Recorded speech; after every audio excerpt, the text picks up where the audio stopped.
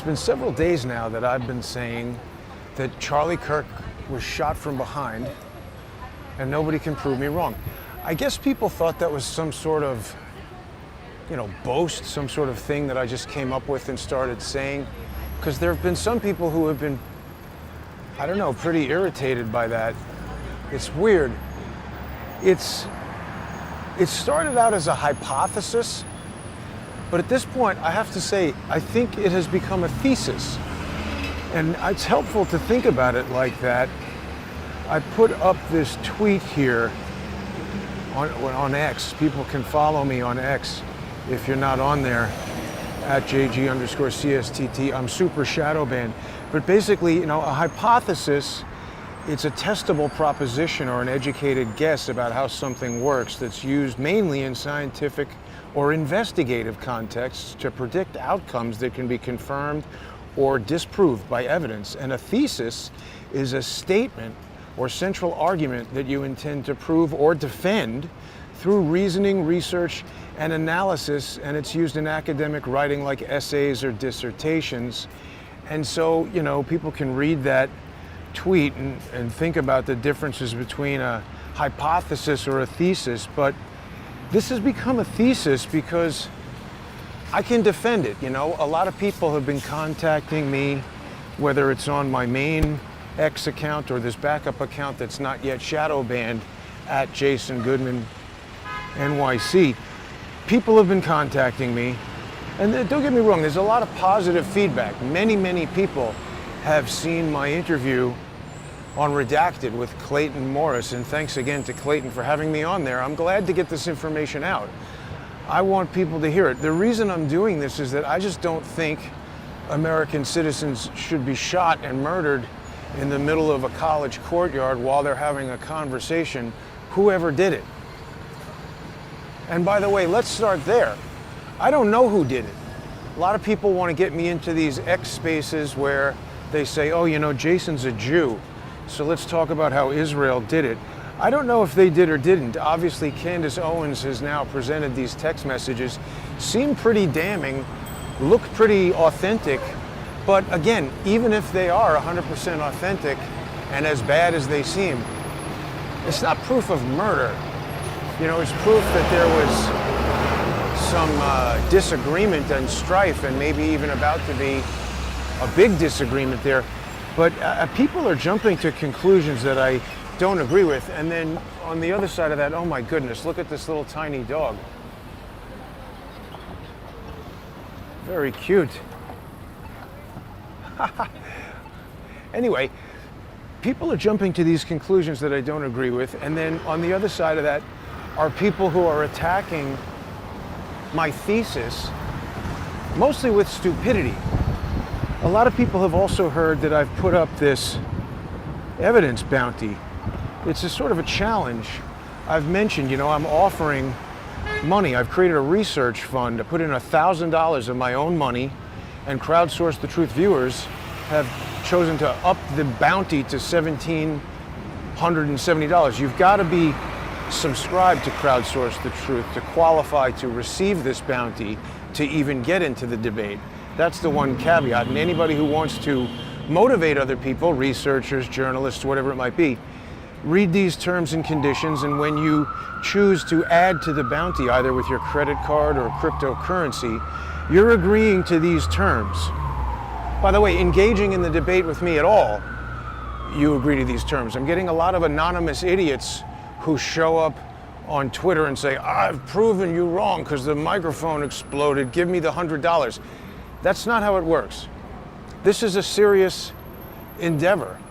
And certain people, there's this one guy, I don't even remember his name, he's not worth mentioning. I've got him pictured here. We're going to talk about two idiots today. We've got idiot number one, who's this dope, Jeremy the Quartering, and this other dope, whose name I don't remember, who is anonymous mostly. He just appeared out of nowhere the other day, produced some video with pretty poor quality Blender animation or some kind of 3D animation that's based on a presumption about my thesis that is incorrect to begin with, and doesn't disprove the fundamental aspects of the thesis, which are that a projectile is seen A high contrast white dot is what it appears to be, or lightly colored dot against a dark background in the video, 3 frames that I'm saying had to be photographed at 240 frames per second, moving at a speed close to 500 feet per second. And we've got these 3, I say, sequential frames followed by a fatal injury to Charlie Kirk that I say goes from the back of his neck through his brain, some portion of his brain that results in what Dr. Chris Martenson said, I think decorticate posture, where there's some sort of motor reaction that he says, I don't know, I'm not a doctor. He's a neurotoxicity something or other, and he, I believe, said he spoke to neurosurgeons who told him that that particular posture is indicative of an immediate severe brain trauma. So I'm saying a projectile penetrated the back of his head, right where his brain is. And the first thing it did was injure the brain, causing that posture. Penetrated the muscles and tendons and the whatever is in his neck, expended all its kinetic energy going through his neck, got caught in the shirt collar, and either stretched out the shirt collar and continued onward or fell down into the shirt. But something stretched out the shirt. And it's not a microphone exploding, that's motion blur that we're seeing, because if it were an explosion, we should see it from other angles. There's only one angle provided by professional idiot Blake Bednards, who I believe broke the law. I haven't proven that, but it looks to me, based on reading statutes and observing what he's said that he's done, it seems like the way he obtained that video was a violation of law. Now, I got a letter, an email yesterday from the Utah Valley University Records Department saying, hey, we're in receipt of your GRAMA, your Government Records Access, whatever that stands for. It's like FOIA, but on the state level in Utah. They've received it, and they said due to the overwhelming, they cited something in the statute that says when there's an unusual condition, like an emergency like this, they can extend the time to answer. So they said they're invoking that, and that gives them 15 days to respond. So that means in 2 weeks, they will respond, and they'll either say, okay, here is the video that I allege Blake obtained illegally, or they'll say, no, we're not going to give you the video, and then they'll give some reason as to why not. And I'll be able to appeal that through GRAMA. So there are other videos that I asked for, and people know Ken Silva, the editor of HeadlineUSA.com. He does fantastic pro se legal work. I really enjoy working with Ken and reading his reports on his @JD Cashless, JD_Cashless, I believe, on X, and also at HeadlineUSA.com. He filed a GRAMA request as well for security camera footage. I did that too, and they said no, flat out, we're not giving you the security camera footage, which I anticipated actually when I read the law, because there's different laws that apply to security camera footage than the laws that apply to this footage that was specifically recorded to be broadcast on YouTube. They've said, we need to think about that, the YouTube one. And the reason why I should have access to that is, that's already been released to the public. It was obscured to comply with the rules of YouTube, but when I say, look, I want to use that already public video for forensic analysis, and I don't have any terms of service as far as not showing people getting shot, so give me the full video so I can forensically analyze it, I think they're going to have a hard time saying no to that. Which is why I was so upset that Blake Bednarz potentially did something illegal to get it and release it, because lawyers who don't really know me apart from watching YouTube and X, and in some cases maybe sponsoring the show on crowdsourcethetruth.substack.com or subscribestar.com or patreon.com/crowdsourcethetruth, lawyers who read what I wrote said, you're right, this guy's an idiot because he's destroyed the evidentiary value by, kind of getting that video and releasing it. So now the defense can say, well, this video no longer has any evidentiary value, we can't use it, or I don't know, but they said it's not the right way to do it. And Blake is an opportunistic idiot at best, and a deliberate evidence saboteur at worst, which is why I put out that article on X saying he should be prosecuted for that. Not only because he's trying to mislead people about things that I'm reporting on, drones and whatever, he seems like a troublemaker, a George Webb-style misdirector, and he's not an honest guy. Anyway, back to the idiot Jeremy, the quartering. So I've put out this challenge, and here's the thing. If people don't like me, if people don't like my conclusion, if people don't like the challenge, they don't have to watch. I always use this analogy. It's like if I open a restaurant, you don't have to come to the restaurant. If you come to the restaurant, you can leave a bad review. You can tell people, I don't like it. You're free to whatever, civilized means, tell people, you go out with a friend, I ate there, I didn't like it. You could write a whole news article about how terrible it is. But what crosses the line is coming into my restaurant and vocally running around in the room telling people, Jason is this, Jason is that, the food is bad, get out of here, leave. I can kick you out of the restaurant. I'm not taking away your rights to eat in restaurants. You can go to other restaurants, you just can't come to mine. I'm not going to allow you to sit in the restaurant and sabotage the business. Likewise, if you're going to stand outside and tell people don't go in there, I'm going to exercise my legal rights to get you to go away and not do that. So remember, we saw little idiot number 2 on Jeremy's shoulder. That's essentially what that guy's doing. He did not go to crowdsourcethetruth.org and read the terms of service and become a sponsor on one of the qualifying channels. By the way, your money will come back to you if you receive this payout from the bounty, but you've got to be registered on Patreon, Subscribestar, Substack, or X Premium, because I'm offering to pay over $1,000. This is going to be a business transaction, and I'm not going to do that with an anonymous, unknown internet troll. It's going to be as if you're buying a car from me, or I'm, selling a car to you. We have to know who each other are, because I'm going to transact business. This is not a wager. This is not a sweepstakes. It's not a game of chance. This is an offer. I'm offering to buy information for a news publication, but it's got to be good. So this is how, it's like a job interview, essentially. So if you're unwilling to tell me exactly who you are, and you're unwilling to participate by the terms that I've laid out, no one is forcing you to participate. This little idiot on the shoulder of Jeremy was peppering me with crap on X, saying, oh, Jason's a gatekeeper. He's not even giving out the Adam Bartholomew 8 gigabyte video. Now, this idiot with the Blender animation, little idiot on the shoulder, he's trying to disprove the bullet hitting Charlie Kirk in the back of the head theory. That has nothing at all to do with Adam Bartholomew's video. And by the way, Adam Bartholomew has made his video available on his Life is Driving YouTube channel. He's got the hour and 9-minute version. It's true, I have an 8 gigabyte version of that video, but guess what, anonymous idiots out there in the world? I'm not in the business of distributing 8 gigabyte files to every unknown moron who wants it just because they want it. And I'm not a gatekeeper. It's Adam's file, he has it.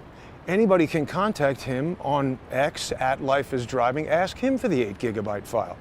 He's given it to me, he's given it to Blake, it's out there in the world. I'm not gatekeeping anything, but it takes time and it occupies my resources to send these files to people. So if you're going to be an objectionable asshole, why should I engage with you at all? And speaking of objectionable assholes, let's talk about Jeremy the quartering, because I don't know who this guy is other than a fat slob who sits in front of his computer talking about Magic the Gathering. And I mean, the last time I saw that guy, I believe he was, hanging on every word of Amber Heard taking a dump in Johnny Depp's bed. So obviously he's at the height of journalism and research, and he must be a genius, because I can't imagine tackling a topic like that. But anyway, when the interview came out on Redacted, this guy, Jeremy, he released this X post where he's saying, of course, this is not irrefutable proof. I will 100% debate this individual. You're claiming he was shot by an air rifle, and then that the gunshot we all heard was just what? A totally perfectly random gunshot? No, he obviously hasn't watched it. He's calling me a nut job, right?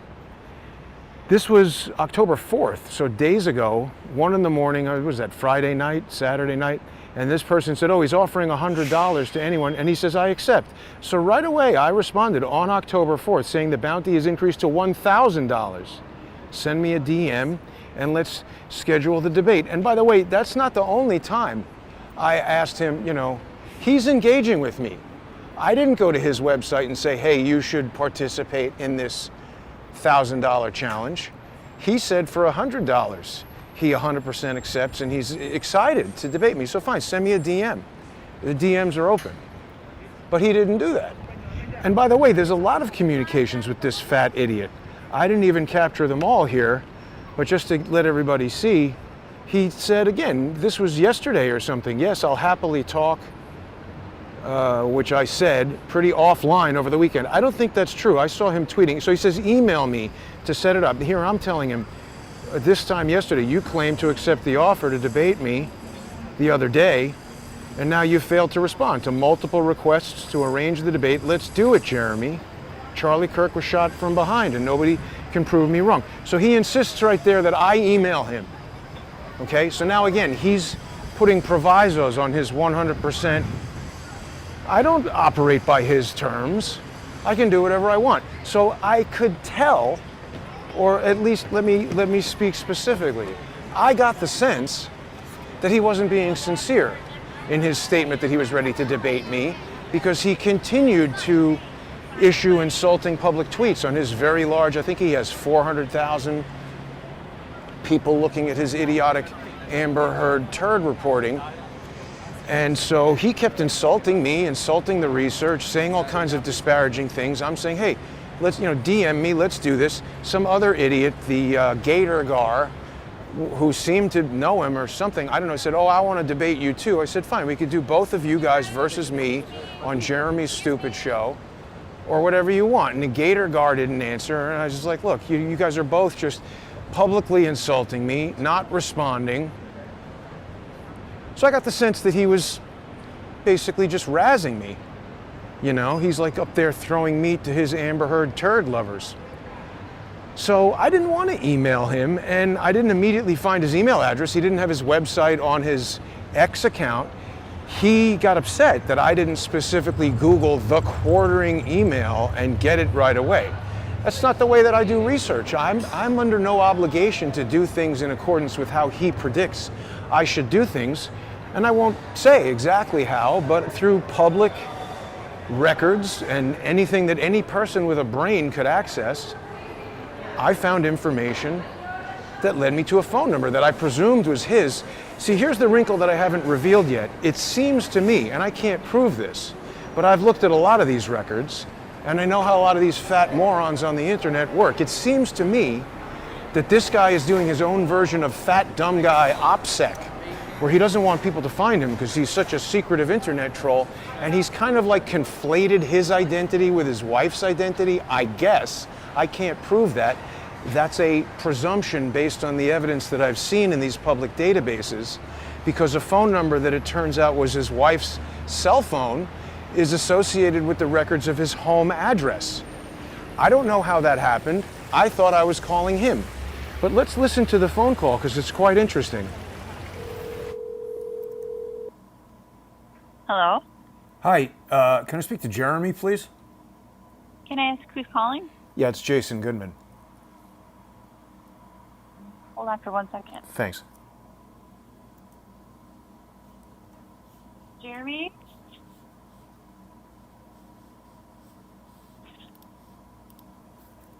Jeremy?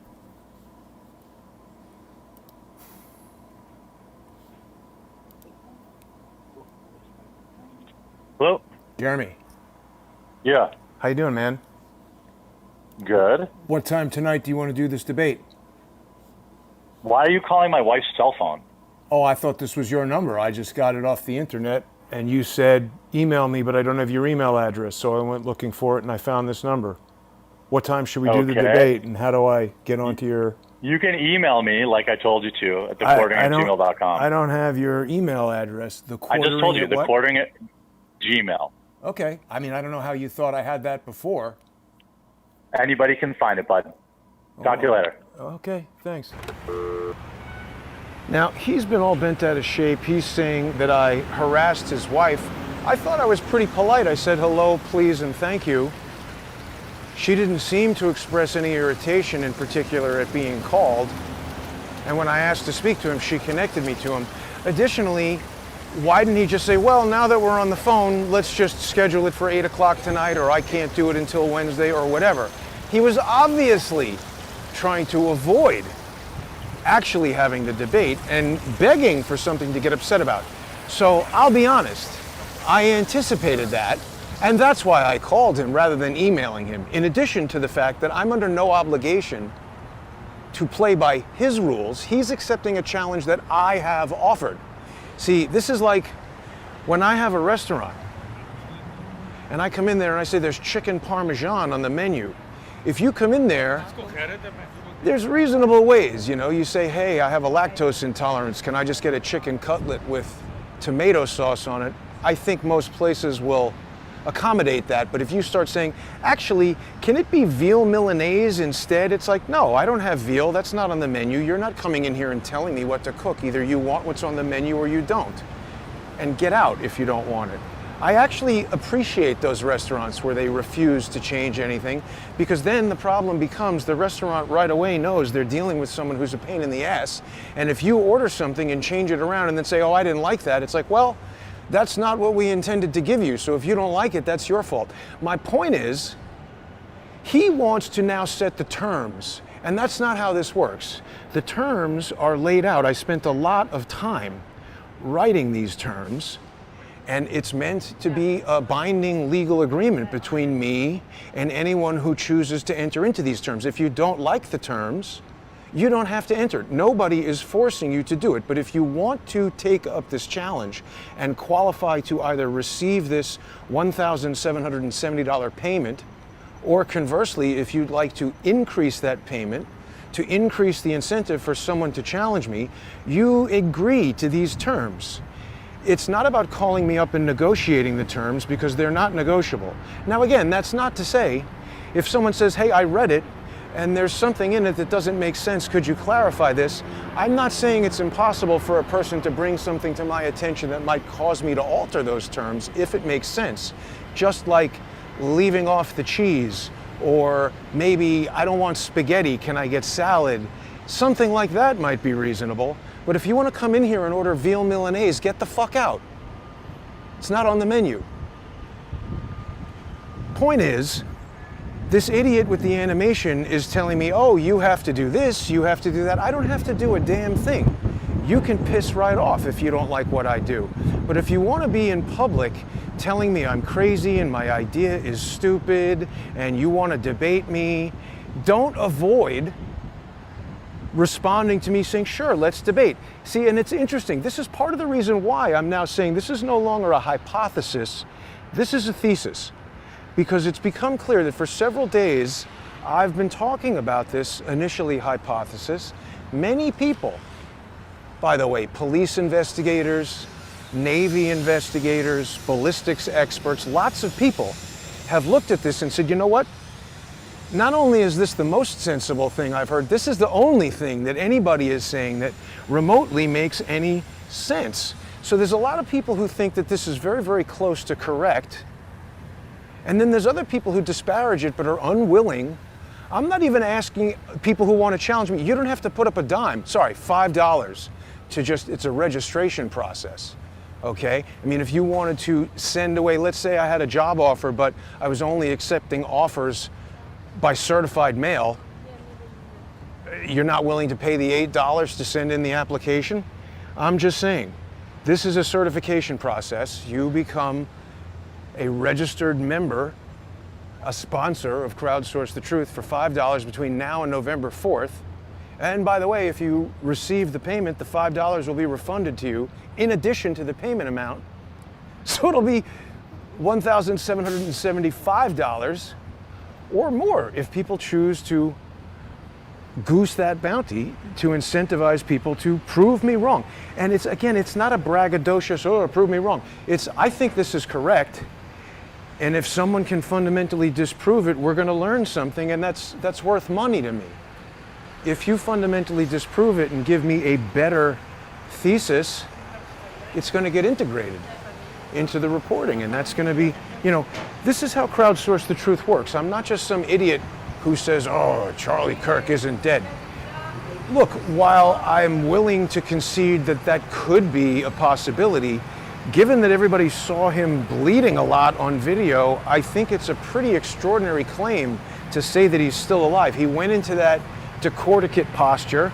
He fell off of the chair from a platform, which I don't think you could really easily do as like an acting move. You'd be hurt if you tried to do that. And it was pretty immediately in response to what looked like him getting shot in the neck and a geyser of blood coming out. So, you know, the notion that he's somehow still alive, that's a pretty extraordinary claim, and you're going to need extraordinary evidence. There's an additional group of idiots who are just posting that on X. He's still alive.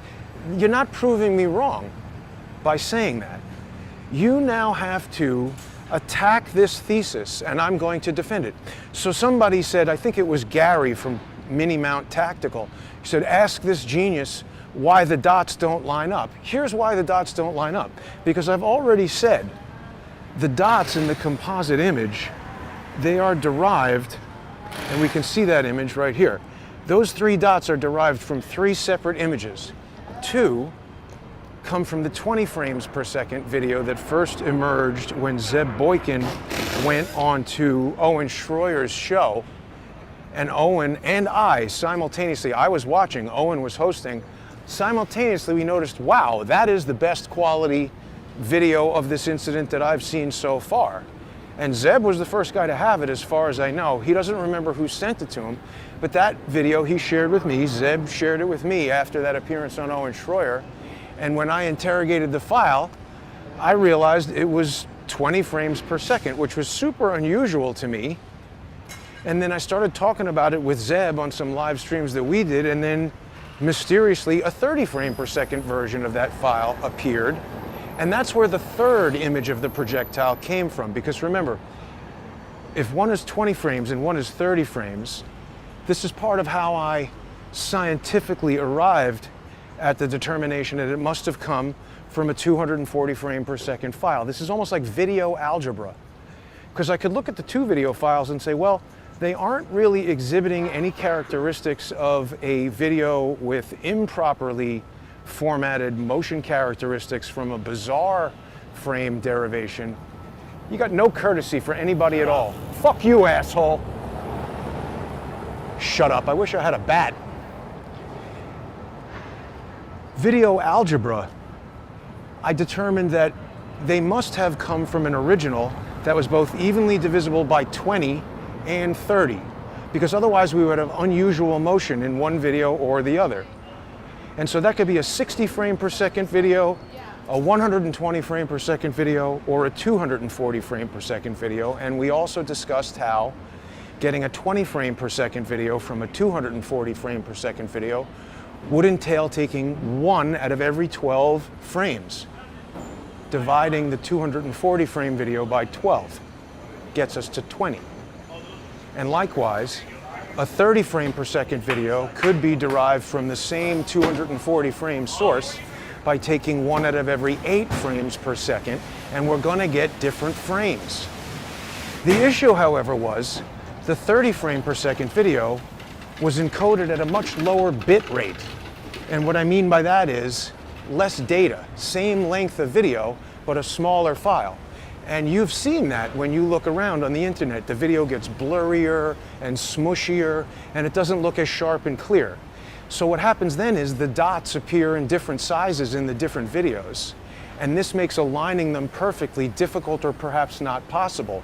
Additionally, this whole original video was shot by somebody just holding up an iPhone. So even a slight tilt of their hand, which could occur in 1/240th of a second. A tilt gets exaggerated over a long distance. You know, 1 degree or a portion of a degree could be 1 pixel up or down, 5 pixels up or down of a small dot like that on screen. So the two problems that result in the dots not being perfectly aligned in a straight line is that they are derived from two different videos of different bit rates and essentially different resolutions.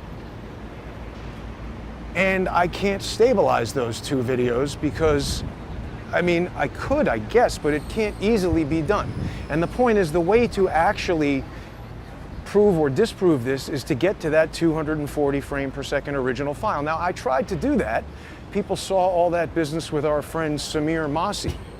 And again, although I did not prove that the video originated as a 240 frame file, it was interesting to observe Samir's reaction to the request, particularly in contrast to the reaction from Adam Bartholomew, who just right away provided the video, nothing weird about it, good explanation for why the live stream cut out, and he had this 8 gigabyte video. Everything that Adam said checks out. It was easy to locate Adam using the same sort of tools that I used to locate Jeremy and his phone number or his wife's phone number. But Adam Bartholomew wasn't doing any fat guy OPSEC. Samir Masi is doing even more sophisticated OPSEC than our fat buddy Jeremy. Samir Masi, you can't find an address for him anywhere in Utah or the United States. No one matching that name and that age. He was using a voice over IP phone number. I should have asked her what she thought of the assassination. And that's, again, OPSEC, operational security. People who don't want you to be able to find them over the internet do things like that. So it's interesting to note that Samir Masi doesn't want to be found on the internet, wants $250 for a video that he doesn't have or doesn't want to give me, that he claims he shot, but it would be the only horizontal video we've ever seen him shoot out of the dozens or maybe hundreds of videos that he has on TikTok and Facebook.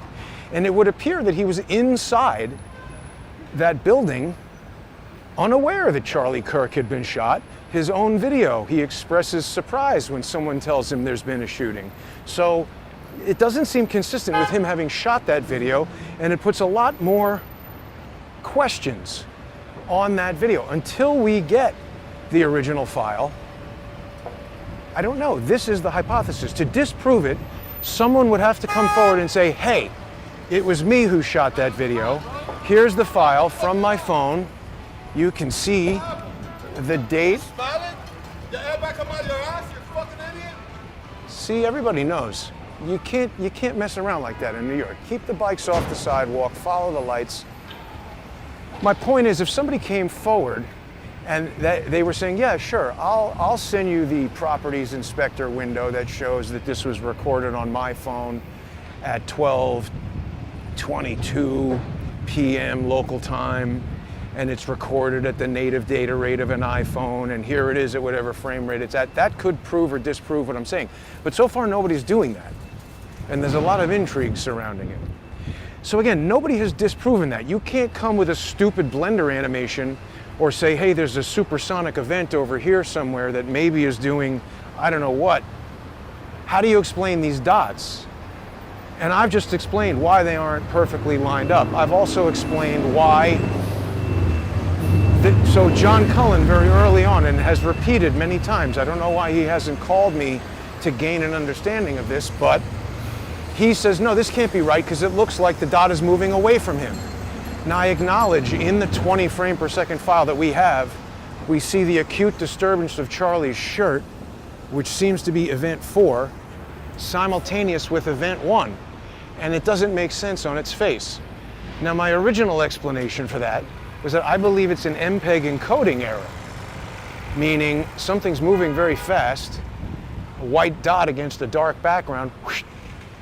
The video encoder, the way it works, it can become confused about where that particular set of pixels is relative to everything else in the frame, and it can render it incorrectly. I've seen that happen.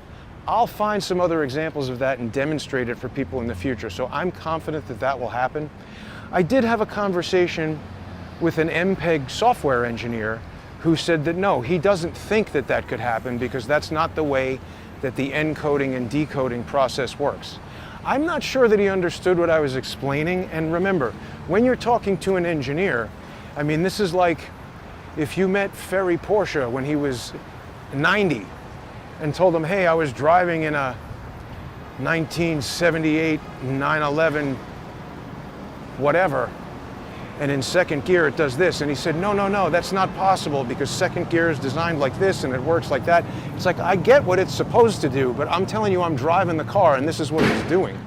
So this concept that an engineer might refuse to acknowledge that something could happen, it doesn't even matter, because let's say I'm wrong.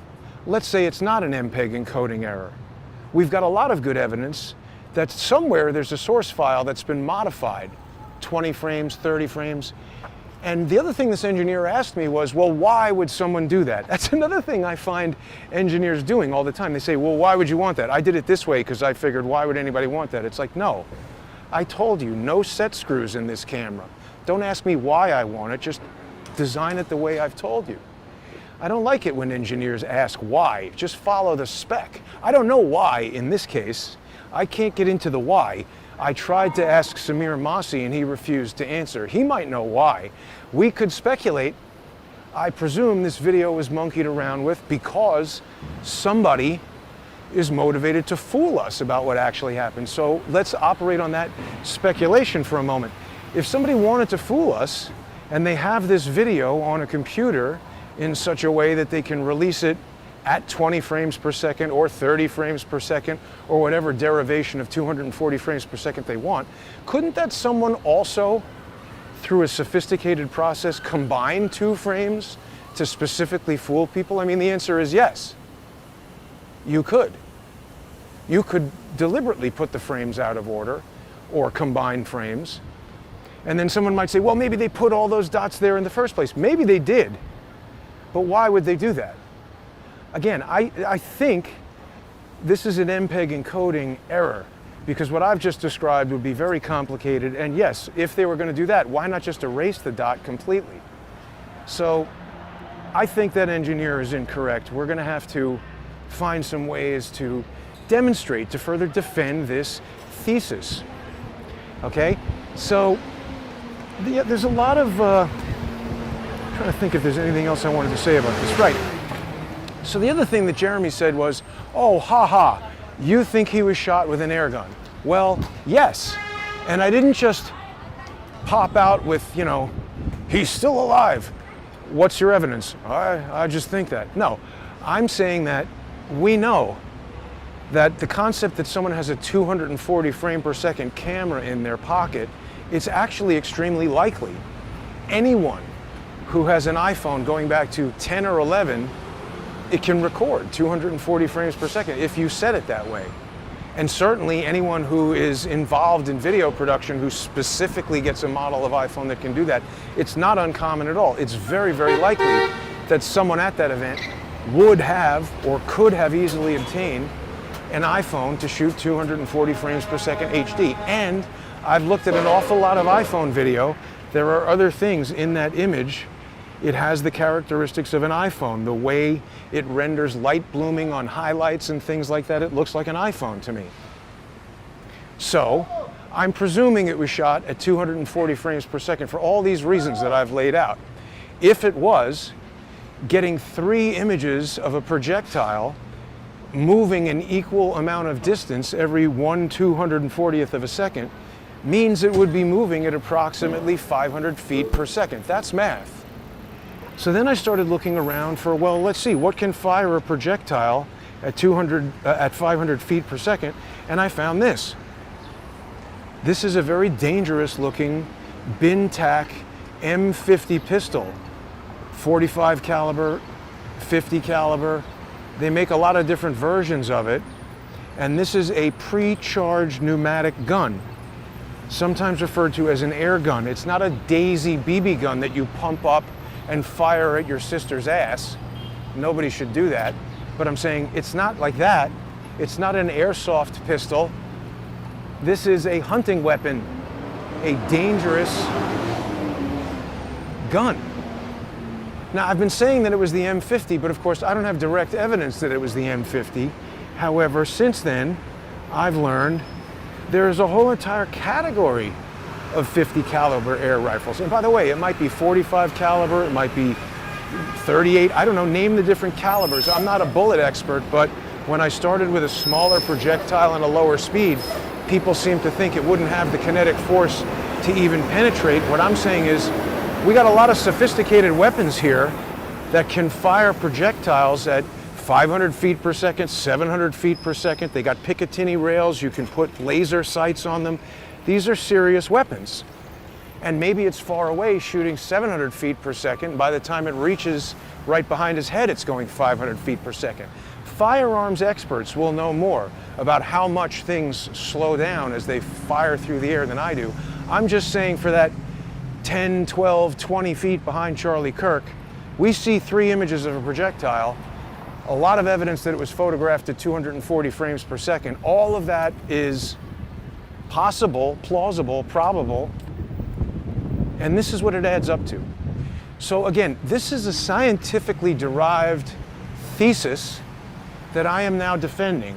And if you aren't an idiot or a jackass, you can go to crowdsourcethetruth.org and you can participate in an official competition where the winner will be someone who provides superior research, and the bounty paid for that research for qualified individuals who are registered on one of those 4 websites currently is at $1,770. If you like what I'm saying and you want to incentivize other people and you're over 18 and you read these terms of service and agree to them, you can go down to the bottom of the webpage, and either with a cryptocurrency of your choice or your credit card, you can add any amount of money to this bounty.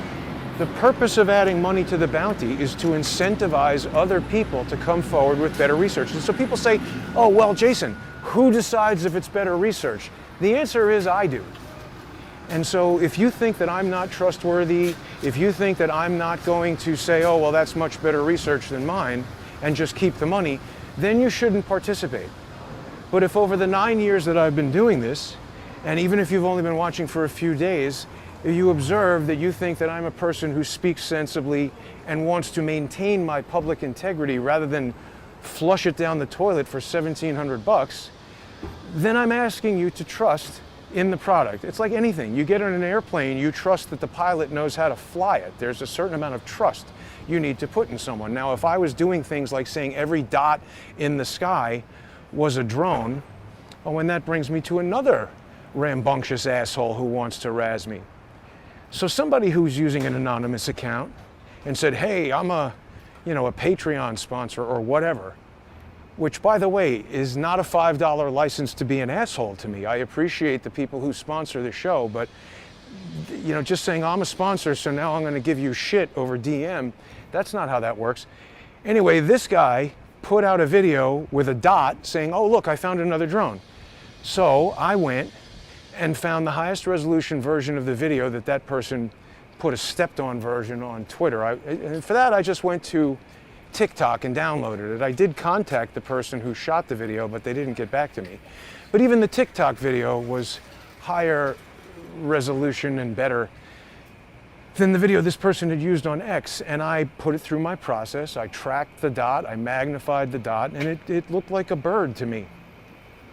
And I said, look, this is not a drone. And I put in a snarky comment. I said, hey, drone spotting is the sport of kings. This is an insect or a bird or whatever I said. So the person was insulted, and they came back days later, and this was valid input to some extent. They said, hey, speaking of the sport of kings, that Bluetooth low energy exploit that you're talking about that was identified by Oligo IT security, the airborne exploit, that was patched in May. And I don't know why I thought it hadn't been patched. I had seen some article when I first started talking about it that said that it wasn't patched, but sure enough, I did find articles now that said that it was patched in May. And so I correct that statement.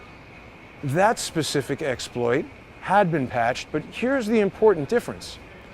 Just saying that a dot is a drone, that's completely incorrect.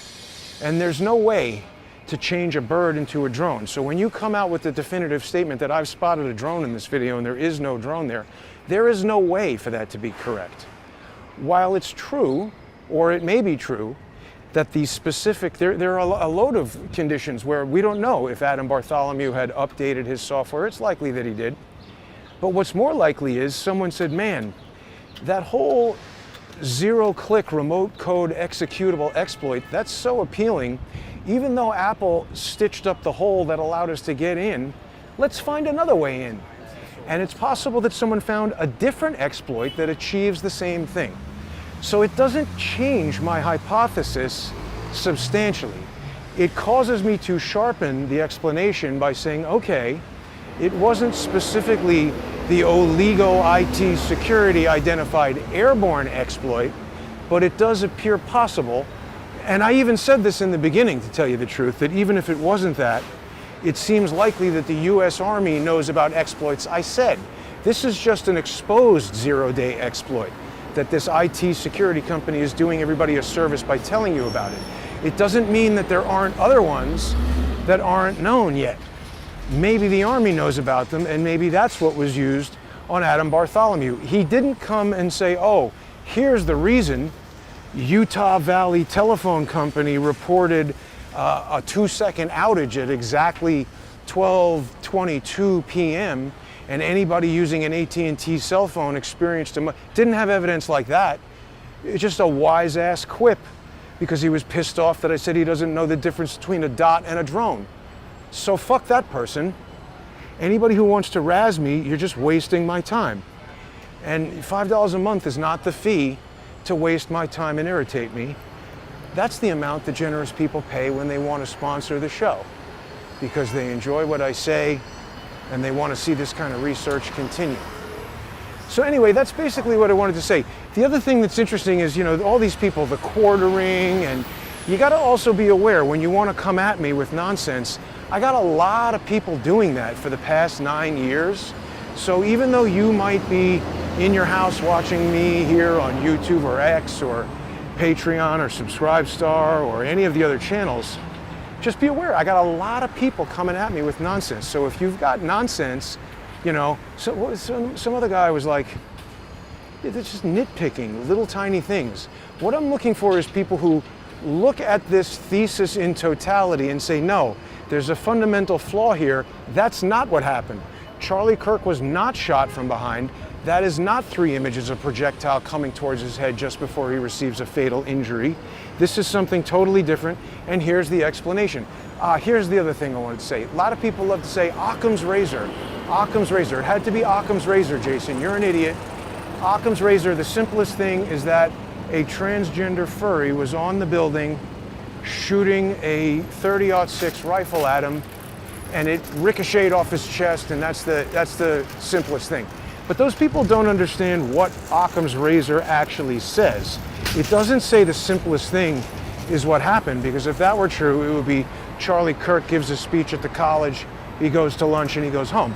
What happened was the guy was murdered in front of everybody's eyes, and we're presented with all of this conflicting and bizarre evidence. So what Occam's razor actually says is the simplest answer that accounts for all of the available evidence is the most likely solution. So if you aren't accounting for all of the available evidence, then you're not even anywhere near the answer. You're not even ready to take out the razor. So I hope people have enjoyed this little explanation of the various pains in the ass who surface to razz me on the internet. Thanks to everybody who is sponsoring the evidence bounty at crowdsourcethetruth.org, and to people who sponsor the show on subscribestar.com and patreon.com/crowdsourcethetruth, crowdsourcethetruth.substack.com, and on X Premium when you subscribe to me at JG_CSTT. Have a great day, everybody. Got a lot of interesting broadcasts coming up today, so stay with me.